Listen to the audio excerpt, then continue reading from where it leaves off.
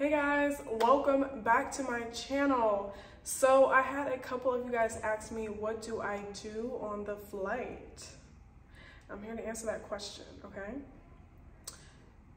So first off, let me start by saying that once I step on board, I am a full-time therapist and part-time flight attendant, okay? That's first and foremost. Who are my clients, you ask? The other crew members. The other crew members are my clientele, okay? One thing for sure and two things for certain is that flight attendants, 2 out of 3 are going to step on that plane and vent, complain, talk, cry, all of the above, all of the above. Listen, the other flight attendants that you're working with, if you're working with multiple, they will talk your head off if you let them, okay? That's one thing for sure, two things for certain. They will talk and talk and talk and talk and talk. And out of I've probably done over 100 therapy sessions on board, and there were probably two that were really good, really interesting. It had a lot of layers to it. Both stories that were worth listening to. It was like Lifetime movie premiere vibes. Just good tea. And I was asking probing questions, you know, how does this make you feel? How did this trauma affect your life and your thought process today? 2 out of 100, okay?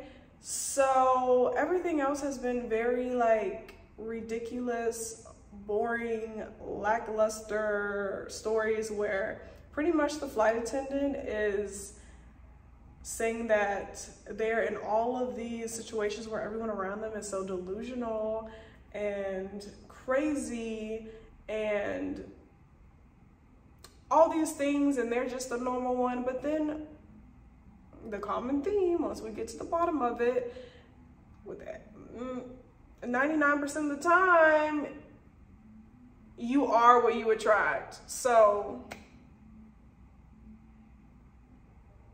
I should be a therapist. I should be a therapist because that's literally the common theme of all of these therapy sessions that I'm having with other flight attendants. Listen, I get it. Sometimes you just need an outside perspective. You know, you just need someone with a listening ear to hear you out, get some advice that's not your friends, someone who doesn't know everything about you that can just give an honest outside perspective. So I get it, and sometimes when I'm in the mood to listen, I'll listen and give my feedback.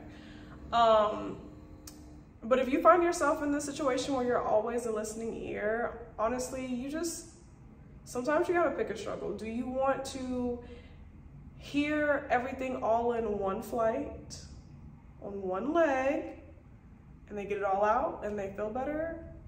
Or do you want to hear bits and pieces on every flight of a 4-day? No, you don't want to hear them complain about their life every single day of every single flight. So pick a struggle. All in one or piece by piece every day. And I choose all in one. Let's just get it over with so we don't have to talk about it. And normally, when people get it all out in that first leg, they're kind of quiet the rest of the trip because it's I don't have nothing else to talk about. We talked about everything in the first leg, you know? First session is free. After that, don't talk. So that's pretty much how it goes when I'm on the flight. Now, here are some of the things that I do when the other flight attendant is not so chatty, okay? And before I let you guys know, be sure to like the video, okay? Like it up. Subscribe if you haven't already subscribed. And thank you to you guys who already have subscribed and have been a part of this channel. Yes, make sure you like, subscribe, and make sure you comment, guys. Comment, because that lets the YouTube gods know that it's not bots watching my videos, it's actual real people. And thus, they will put my video up in the algorithm for other people to see, and that's how, you know, we keep it going. That's how you can help me, you know, for the free. So please like, subscribe, comment, share, all of the above, okay? Thank you so much in advance. Anyways, back to the video. So here are 4 things that I like to do personally when I have downtime on the plane. Now, downtime can range to an hour or 20 minutes. It all depends on how long the flight is. And this is, of course, after service is done and, you know, I've done trash, all that good stuff. So if I still have that downtime, I will, number 1, read a book. So currently I am reading The Untethered Soul. This is like, it says The Untethered Soul, The Journey Beyond Yourself, okay? Love this book. It's by Michael Singer. So far, I am like on chapter 11. I read 1 chapter a day. If I'm feeling real spicy, I might read 2 chapters. Personally, I don't know how everyone else does with self-help books, but when I read one, specifically like this one, I have to read 1 chapter and mentally digest. I might journal about it, you know, just kind of write down how I feel, reread the chapter again, highlight the parts that really stuck out to me, and then move on to the next chapter. So it's definitely not a fast read, which is why I think I've had this book since February. I'm just now on chapter 11. So, and there are, how many chapters are there? There are 19 chapters. So I'm gonna take my time with this one, and it's definitely helped evolve my mind and just, you know, help me practice mindfulness, have more gratitude, and just overall become more self-aware. So I really like this book, The Untethered Soul. Next, another book that's not so like heavy. This is The 7 Husbands of Evelyn Hugo. So I've actually have not read this book yet, and I'm gonna start, but I've heard so many good things about this book and this other book called The Maid, which I'm probably gonna get that book next. And there's another book, It Ends With Us, which is like number 3 on the list. So this is another book that I can read. This is more of an easy read, something that I can read multiple chapters in a day. So this is gonna be another book that I read for the coming trips that I have. Next, I journal. That's gonna be what, tip number 2? Yes, journal. And when I journal, I actually have like, I watch a lot of self-help, self-awareness type of YouTube videos, and typically they will have journal prompts, or you can just look up journal prompts on Google. And I will, in my journal, I will write down how I'm feeling, you know, my goals, my aspirations, my manifestations.